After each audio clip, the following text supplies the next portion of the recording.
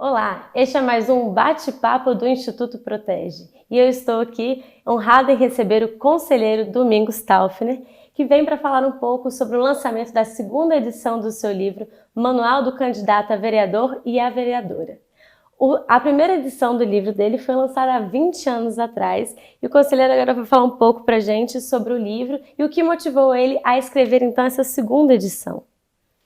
Na realidade, o que me motivou foi atualizar o livro e manter uma característica importante do livro, que é a linguagem simples, para facilitar o acesso, mesmo às pessoas que não são da área do direito.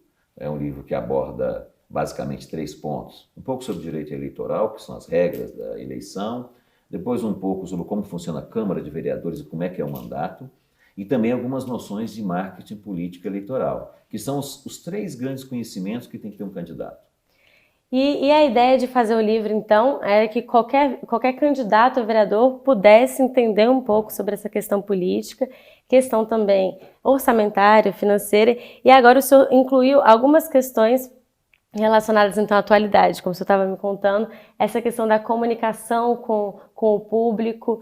Como que está funcionando isso agora na era das redes sociais, das redes digitais? Sim, na primeira edição, que foi justamente no ano 2000, nós tínhamos um capítulo chamado O Uso da Internet, porque na época era novidade.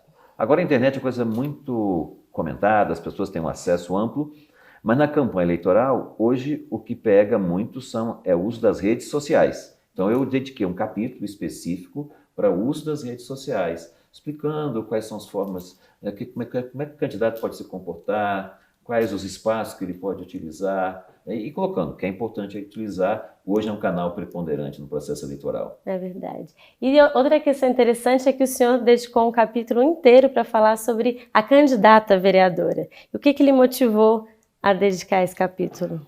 Olha, eu sempre acompanhei e achei importante a participação da mulher no mercado de trabalho e também na política. No mercado de trabalho, a participação da mulher é muito ampla, na política ainda ela é reduzida, mesmo com as leis que tiveram nesses tempos todos. Na primeira edição, eu dediquei uma pequena parte, agora eu ampliei bem, fiz uma análise dos processos eleitorais, das últimas eleições, da participação da mulher, algumas sugestões para a mulher candidata, algumas sugestões também para ela enfrentar as dificuldades que ela tem, né, porque a mulher candidata vai ter mais dificuldades, vai ser mais atacada do que os homens candidatos. Então, eu abordo esse tema também. E agora também temos já há um tempo essa cota de 30% no mínimo das candidaturas femininas, embora a cota é 30% no mínimo de um sexo e 70% do outro, ela vale para os dois lados, né? Mas que é importante que os partidos orientem e estimulem as mulheres a serem candidatas. E cita pra gente os 3 maiores desafios de um candidato a vereador. Bem, ele tem um desafio de conhecer bem como funciona o mandato de vereador, para ele poder explicar para a população o que ele vai fazer, para ele não prometer coisa que não é para ele prometer, que não é função do vereador. Então, conhecer o papel do vereador é um. Outro é conhecer a realidade eleitoral, a legislação, o que ele pode e não pode fazer, quais são os prazos que tem, no caso, se ele for servidor público, para desincompatibilizar e assim por diante. Tem uma série de regras eleitorais que ele tem que conhecer. E depois conhecer um pouco dos meandros da política, do marketing eleitoral, como ele vai abordar cara a cara com o eleitor e pedir o voto, pedir apoio. Então são 3 desafios na realidade, né? O desafio de conhecer como funciona a Câmara, conhecer as regras eleitorais e conhecer também um pouco como é que ele vai conseguir ter uma identidade com o eleitor. Muito bem. E o senhor tem uma trajetória impressionante e na época que o senhor foi vereador por 8 anos, o senhor também acumulava o cargo de auditor fiscal. Como é que funcionava isso para o senhor?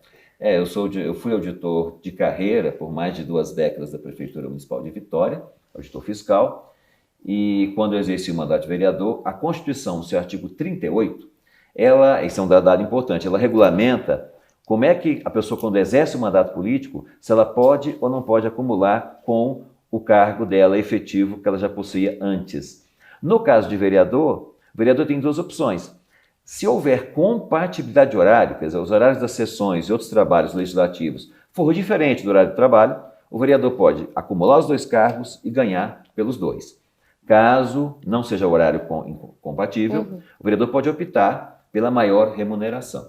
Entendi. Então, o servidor que ele deseja ser vereador, para acumular ele tem que observar essas duas questões, Sim. carga horária. E quando o servidor for candidato, ele tem que desincompatibilizar. Regra geral para vereador são 6 meses, sendo que a jurisprudência mitiga alguns fatores aí, para 3 meses, se a pessoa ocupar um cargo de menor importância. Para quem ocupa cargo de maior importância, tipo secretário municipal, prefeito, aí são 6 meses o prazo de desincompatibilização. Muito bem.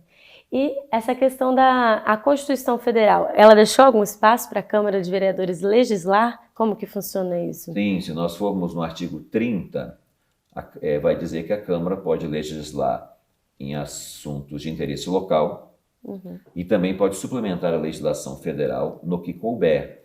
Então, todas as questões que são de interesse local, as questões urbanísticas, os impostos municipais, as posturas, o plano diretor, há uma série de fatores. Mas é claro que aí é outro ponto que é importante abordar para quando a pessoa for eleita vereador entender como funciona isso, porque o vereador pode fazer leis, mas ele tem que respeitar a Constituição Federal e respeitar também as normas gerais federais, que são leis de competência concorrente, leis que também ele precisa disciplinar, como é o caso, por exemplo, do IPTU. O município, ao instituir IPTU, precisa respeitar a Constituição primeiro, mas também o Código Tributário Nacional, que é uma lei complementar, é uma lei de norma geral que está entre a Constituição e a lei local. Muito bem. E por fim, então, como que o senhor acha que ocupar esse cargo de vereador contribui hoje para a sua profissão como conselheiro? Então, vivenciar essa realidade dos municípios, conversando com o prefeito, contribui hoje para o seu papel? Olha, ter exercido o mandato de vereador para mim foi uma experiência muito importante, porque eu atuei no Legislativo como vereador, atuei no Executivo, atuei no Ministério Público, agora estou no Tribunal de Contas. Então eu consegui atuar em vários espaços. Eu fui servidor municipal, federal e agora estadual. Então eu atuei nos 3 níveis da federação e também em vários poderes, né? Então hoje, como conselheiro, nos ajuda muito a entender a gestão pública, entender as dificuldades do gestor, entender também quando o gestor está falhando e que nós temos que corrigir. Então eu, de certa forma, consigo, com essa experiência, isso me ajuda muito. Que bom, essa visão geral é muito importante, né? Então, agradecer ao conselheiro a sua presença aqui no nosso bate-papo e recomendar o livro dele. Como vocês podem ver, ele tem muita experiência na área e certamente vai contribuir para quem deseja, então, envergar nessa carreira política.